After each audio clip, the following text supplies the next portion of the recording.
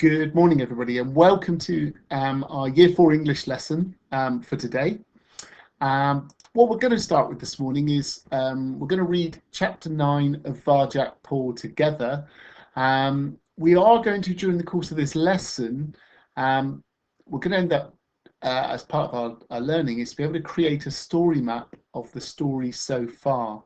What we will do at this point, though, is just, as I say, read Chapter 9. You can find a copy of it on either Microsoft Teams or on the school website, or alternatively, just listen to me. Press pause while you're finding it and press play when you're ready to listen and follow. So press pause now. Okay, so Varjak in the last chapter was trying to find shelter from the storm, and he found an old wooden hut, which is what he walked into, and that was how we ended up leaving it on the end of chapter 8. So, chapter 9. It was dark as midnight in the hut. It felt close and damp, but at least inside was drier than outside. Varjak was safe at last. He relaxed. And then a low growl ripped the air. The door slammed shut behind him. "Don't move a muscle," said a gravelly voice. "You're surrounded." Varjak's claws slid out, ready to fight. "Put those claws away," commanded the voice. Varjak opened his eyes wide. It was another cat. She had spiky black and white fur and mustard-coloured eyes. She looked about the same age as him, younger than Jasmine or Julius, but harder, as if she'd seen too much of the world already. "I'm not looking for a fight," she said. "If you don't put the claws away, I'll rip you to shreds." Something in her gravelly voice left Varjak in no doubt that she meant it. "I'm not looking for a fight either," he said, and put away his claws. The rain thudded on the roof of the hut like a nervous heartbeat. "Okay," she said. "This is my hut, my shelter. Everyone knows that. What are you doing here?" Varjak glanced at the door. "It's raining." "And?" "This was the only shelter I could find." "Can't you see it's taken?" she growled. "Isn't it big enough for the both of us?" "There's only room for one." That certainly wasn't true, but Varjak didn't think she'd appreciate him saying it. He stared silently at the soggy timber floor. A puddle had already formed around him. He couldn't face going out again. Besides, she was the only cat he'd met since leaving home.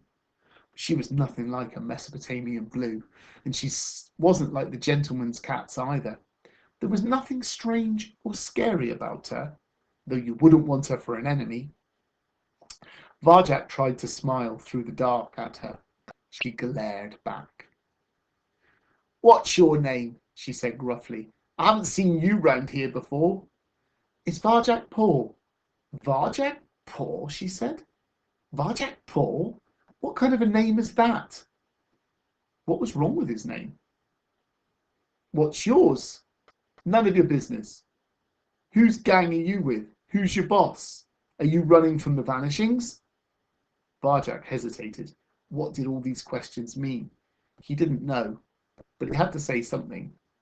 He blurted out the first thing that came to mind, something he didn't even believe himself. "I'm a purebred Mesopotamian blue." "A what?" "A Mesopotamian blue. We're very rare. Special cats." "Special?" she spluttered. "I don't care how purebred you are or where you think you're from.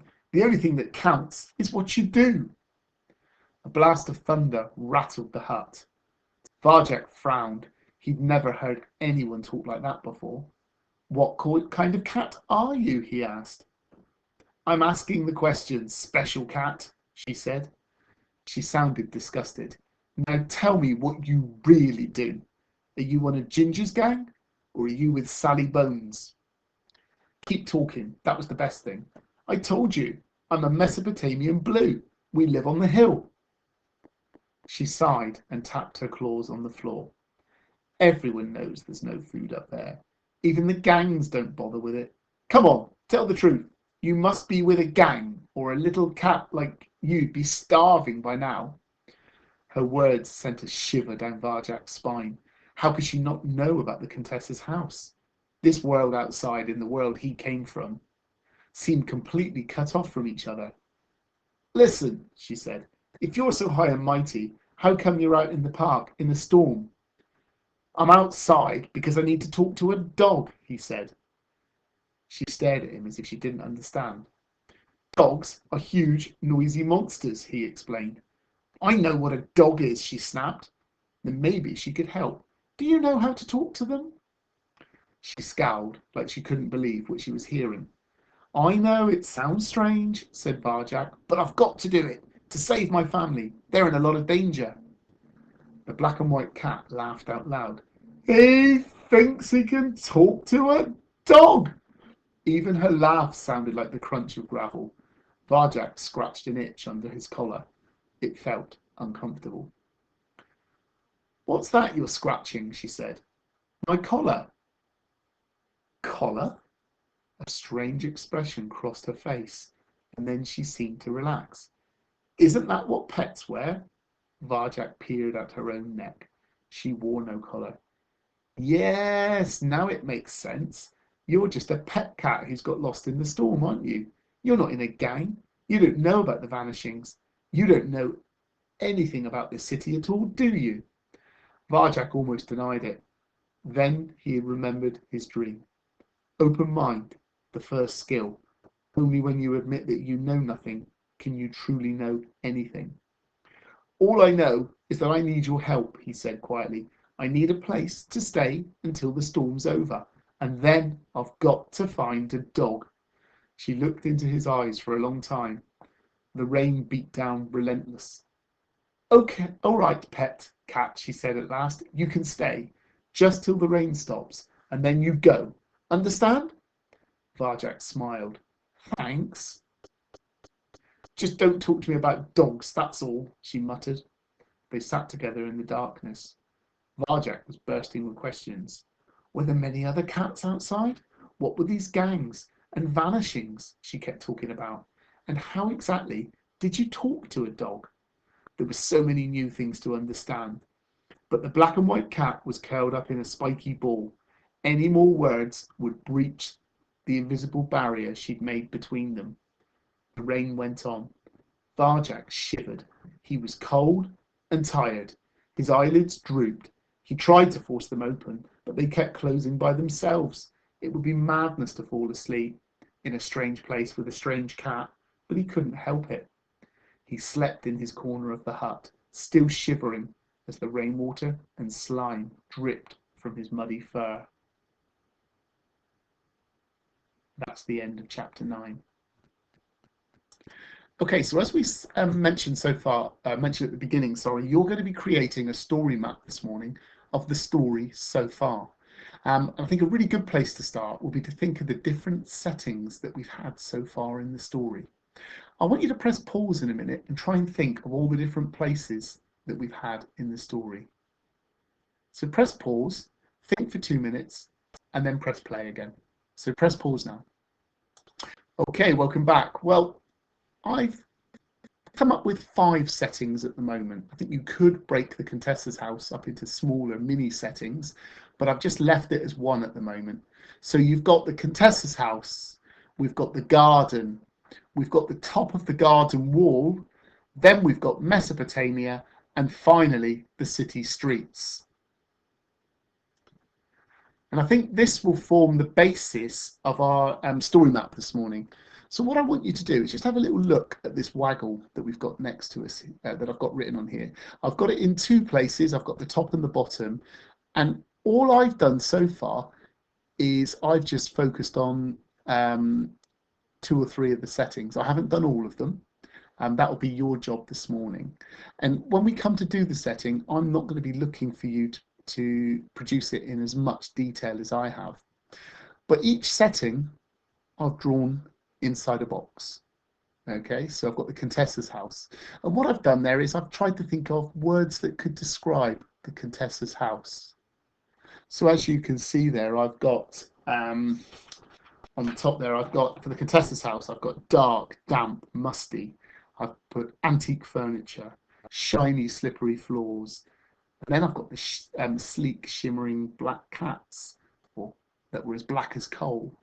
Okay, so I've got things that were in the Contessa's house. Okay, just descriptive words. And then in the cloud bubble next to the setting, I've got how Varjak felt.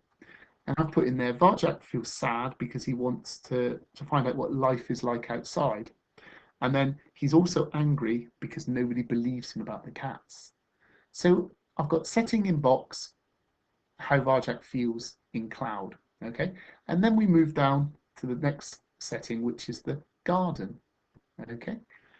And you can see there, I'm not going to read through all of these here, but you can see on this in the box there, descriptive words about the garden, and then how Varjak felt in there. Okay, so if I think about here, looking at how Varjak feels, I've put Varjak is proud that Jalal has the elder Paul has trusted him, and he knows that he has to get help. Varjak feels guilty for not helping the elder Paul when he gets attacked. And then Varjak realizes the only way he can help the family is to leave. So I'm just trying to think about how the story is flowing. And you can see I move on then to look at the wall, the garden wall. Okay, so what I'm going to ask you to do this morning as your independent learning task, I'm going to ask you to think back to the settings, and you can always rewind the video if you can't remember all of the settings. Your job then is to create a story map similar to my Waggle. You, though, are going to include all the settings so far. However, yours is not going to be as detailed as mine. I just want a few descriptive phrases or words about the setting, and then one sentence about how Varjak is feeling at each point. So I don't want you to do it in as much detail as I have. But I do want you to use a box for the setting description and a cloud for how Varjak is feeling. And you can set it out similarly to mine. Okay, you can have arrows wandering down your page. Okay. Now I'm going to give you probably about half an hour to complete that. And then when you're ready, what I want you to do will be to come back and listen to the next 2 chapters of Varjak Paul. Now I'll be posting those as separate videos, and it'll be chapters 10 and 11, and you'll find them as separate video files. Okay, so half an hour on this, press pause while you're working, and then when you're ready, I want you to listen to chapters 10 and 11 so that you're ready for the next lesson tomorrow. Okay, take it easy, have a lovely day, and I'll speak to you first thing tomorrow for Friday's lesson.